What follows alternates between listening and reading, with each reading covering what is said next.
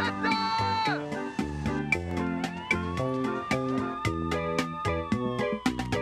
fin du monde est à 7 heures, annonçait le téléviseur. La fin du monde est à 7 heures.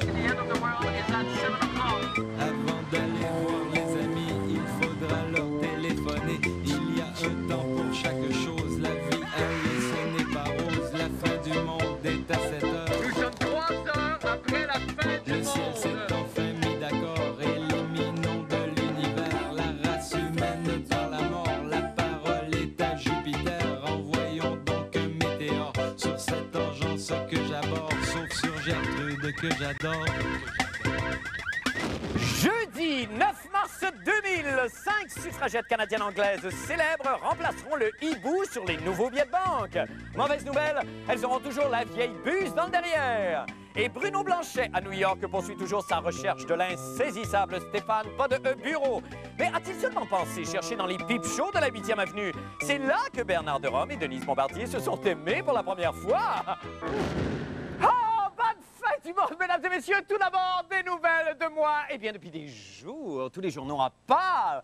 Monsieur Jean Chrétien va faire un move du tonnerre d'ici très peu de temps, paraît-il.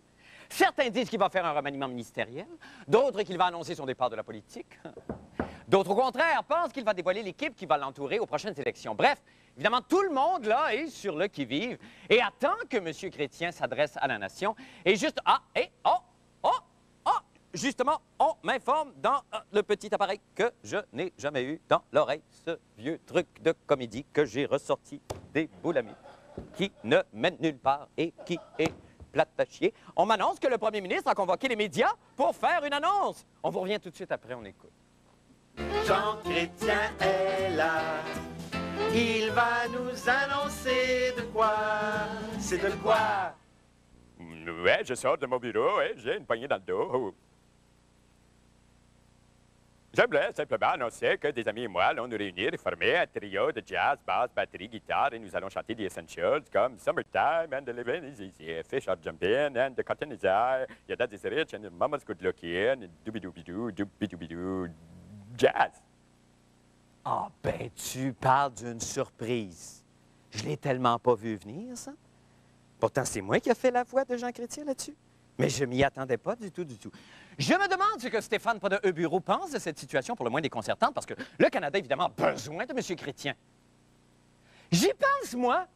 Qu'advient-il, justement, de ce Stéphane Pas de E Bureau que Bruno Blanchet poursuivait dans les rues de New York? Vous vous souviendrez sûrement qu'hier, Bruno nous avait présenté la première partie d'un rocambolesque jeu du chat et de la souris avec le joufflu présentateur, dont il nous avait promis une suite pour aujourd'hui même. Ben, nous l'avons. La voici justement. On écoute. Résumons tout d'abord les faits. New York, 6 mars 2000. Bruno se lance à la recherche de Stéphane Bureau. Armé d'un fax de sa face et de beaucoup de patience, il ira jusqu'au bout. Non, l'autre bord. Stéphane Bureau. Stéphane Bureau. Short guy, glasses. Bonsoir, mesdames et messieurs. No, I didn't. Et puis, soudainement, surprise, Stéphane Bureau est là, devant nous, à New York City.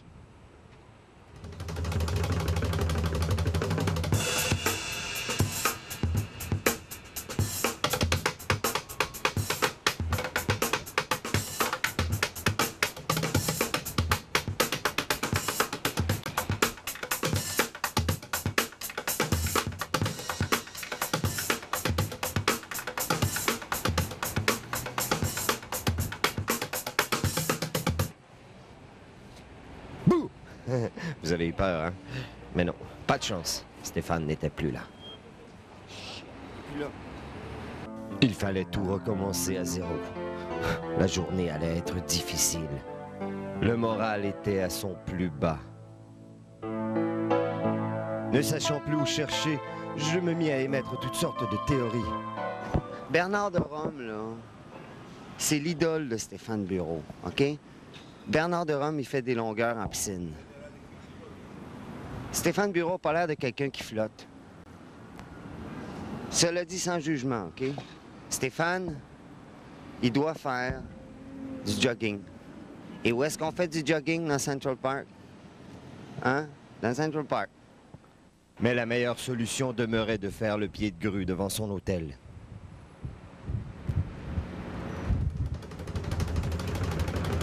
Il est là, il est là, il est là, il est là.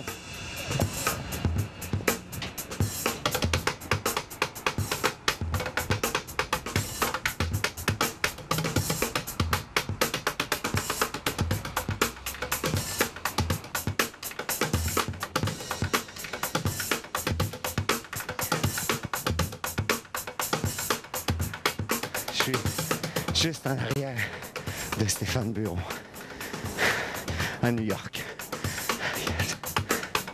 Il va rentrer à CBS.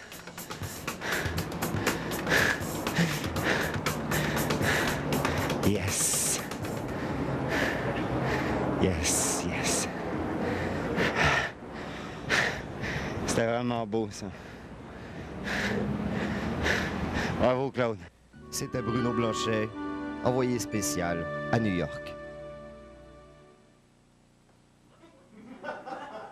On a tout vu, hein? Le parcours. Maintenant, pour les nouvelles de la fin du monde. Oh, et quelle étrange histoire que ce pédophile de Trois-Rivières qui a demandé à ce qu'on le castre là, pour éviter une sentence trop lourde et pour l'empêcher de récidiver dans ses actes criminels. Vraiment, moi, honnêtement, je ne sais vraiment pas quoi en penser. Si je me laissais aller à vous dire vraiment, mon avis serait...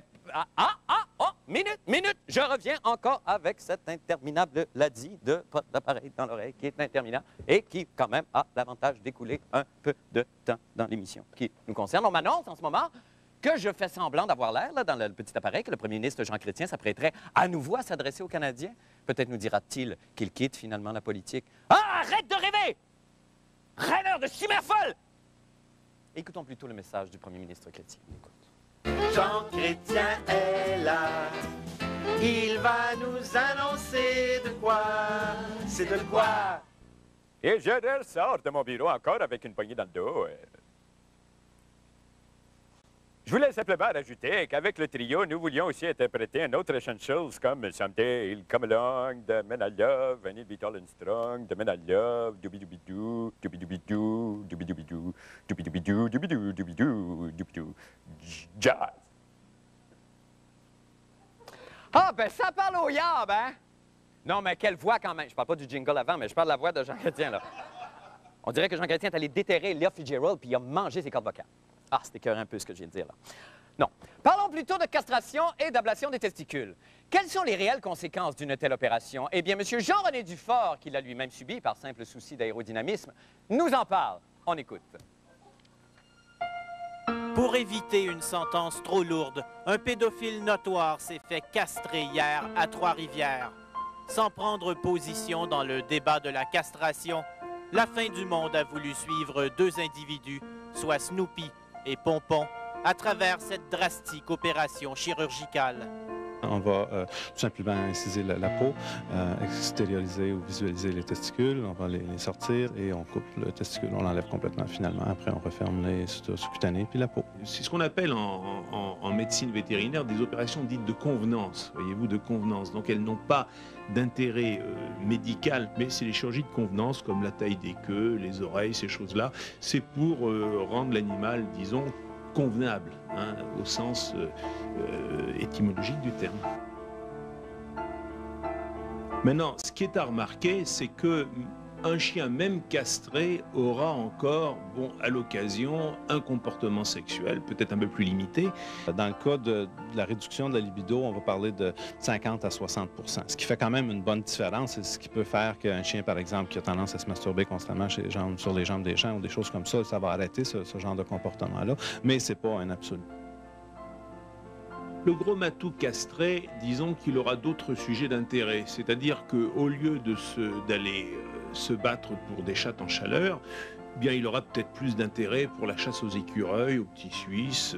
C'est sûr que biologiquement, on est des mammifères comme les chiens et les chats, donc j'imagine que cette partie-là de l'effet va être assez similaire. L'effet psychologique, ça peut être quand même assez différent. Si on veut que la castration soit vraiment efficace au point de vue comportement, il faut que ce soit fait au moment de la puberté. Ben, c'est ce qu'on faisait avec les castrats comme Farinelli, donc on gardait les voix, etc. Donc cette imprégnation ne se faisait pas ni au niveau de la voix, ni au niveau du psychisme, mais Mais c'est évident que, bon, si on veut rendre l'animal civilisé, au sens, bon, normalisé, c'est-à-dire vivant en société d'une façon non, comment dirais-je, désagréable, entre guillemets, c'est sûr que la castration est quelque chose d'important. Ici Jean-René Dufort, à Montréal.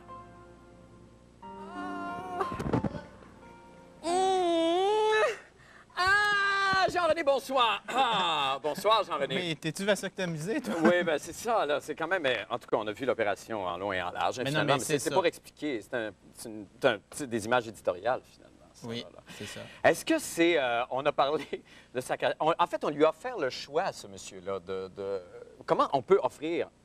Qu'est-ce qu'il y avait? Il y avait... Alors, où il allait en prison, où il subissait une castration, ou quoi? Bien, à la base, ce monsieur-là a décidé, on dit qu'il a décidé de lui-même de subir la castration. Oui. Ce serait pour réduire sa peine. Et OK. c'est là qui est le débat. C'est-à-dire, est-ce qu'on lui permet d'être castré et de potentiellement être un moindre danger pour la société, ce qui n'est pas nécessairement prouvé? Non. Ou est-ce qu'on le laisse carrément subir sa sentence malgré cela? Et c'est là l'espèce de petit débat. C'est quand même étrange qu'on puisse leur offrir le choix, quand même. C'est étonnant, ça. Ben, et on se pose la question, les médecins et Dr Mailloux ont dit, ben là, il a fait ça de son choix de lui-même. Et c'est une autre question, est-ce qu'il était vraiment conscient des conséquences de son geste? Parce que c'est quand même assez, comme on a vu, assez irrévocable. Ben oui, c'est ça.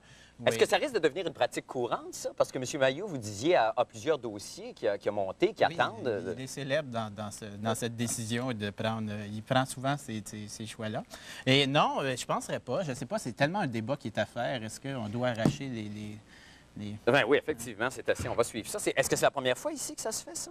Ben, à la suite d'un cas comme celui-là, un pédophile, tout ça, pour alléger sa sentence? Qui l'a décidé, à mon sens, oui. Mais là, où ça va devenir un petit peu tortueux, c'est si l'État impose en disant, toi, tu vas te faire ligaturer les testicules parce que tu es un pédophile. C'est là que ça va commencer à être un peu compliqué, si on impose cette sentence-là. Oui, effectivement. Là, il va y avoir... Merci